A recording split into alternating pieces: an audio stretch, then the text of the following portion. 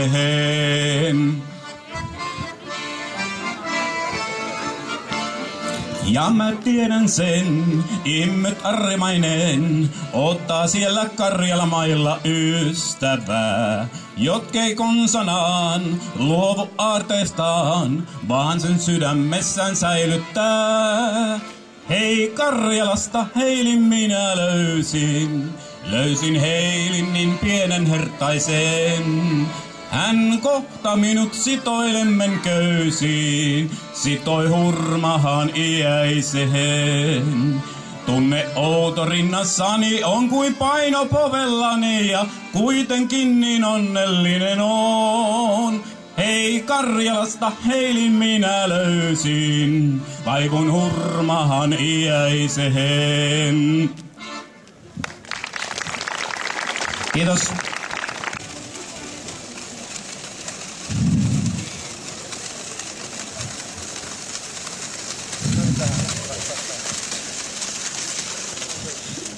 Sieltähän taitaa saapua itse kotiseutuneuvos Risto Rahkonen pitämään meille juhlapuhetta.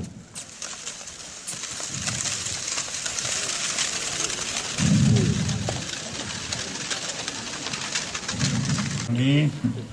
Kyllä se tuollaisella Suomen hevosella kun ajelee ja sillä kun päästelee menemään, niin kyllä siinä tulee suumessingille. Mutta oikein hyvä Suomen hevonen kun on, niin se kun menee oikein puhikkaasti, niin ihan tuntuu silleen, että velatkin on kuin saatavia. Semmonen on muuten tunteellinen vaikutus. Kyllä mulla vähän muutakin juttua kuin ajokokemusta.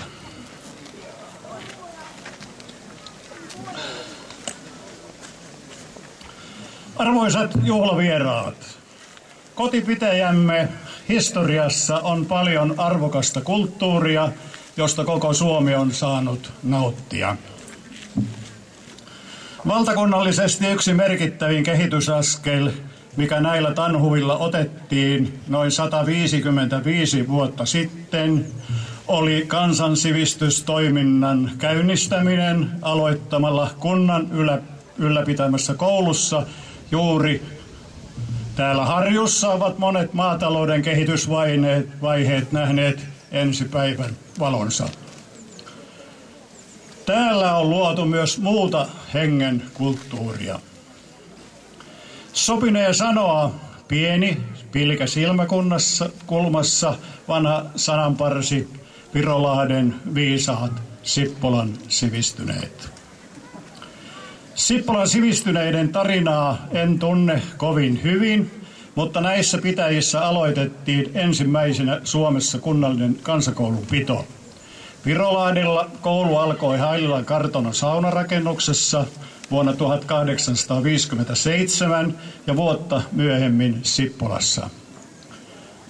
Virolahden koulua piti yhtenä mallinaan myös Uno Sygneus, tehdessään Suomen kansakoululaitosta käsittävää aloitetta valtiopäiville vuonna 1858. Pitäkäämme tätä historian tekoa pitäjämme viisauden ytimenä.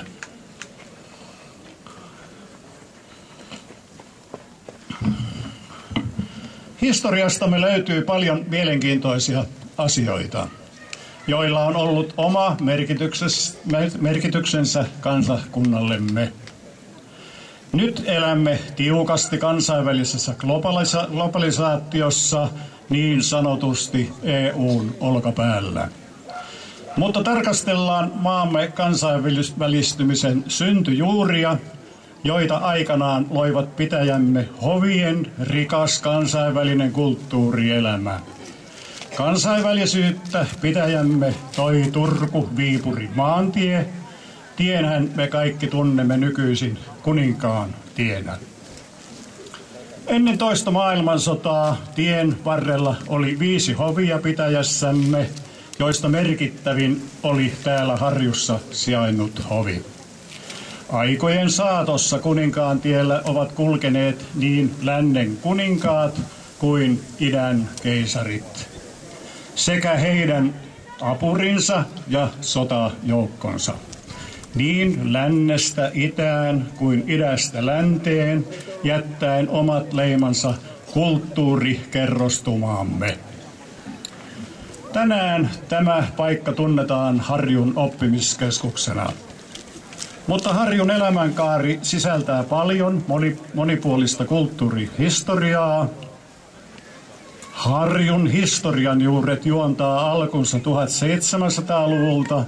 Tuolloin Katariina Suuren aikaan viipurilainen John Elfing sai tilan omistuskirjan ja John Elfingin poika Anton, joka nimettiin Kymin kihlakunnan kruununvoudiksi, asui tilaa ainakin vuoteen 1831 saakka.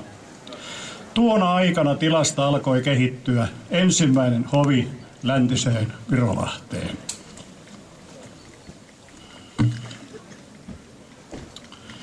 Vuonna 1833 Fredrik Beckman osti hovin Elfingiltä ja vielä lisämaita Bruunin suvulta.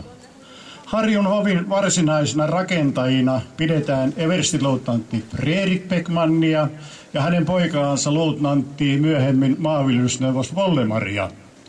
Hän kehitti Harjusta mallitilaa muun muassa hankkimalla Suomeen ensimmäisiä Ayrshire-lehmiä Skotlannista.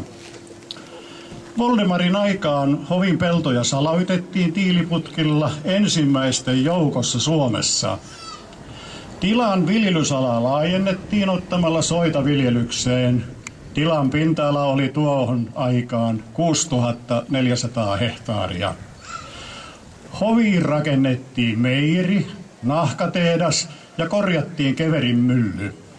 Tilalla on ollut viinanpolttimo, joka muutettiin olutpanimoksi ja sen tuottamat mäskit hyödynnettiin karjan rehuna. Tilan tuotteella käytiin kauppaa niin Pietariin kuin myös muualle Eurooppaan. Voldemar Beckman kantoi huolta myös kansakunnan opetuksesta.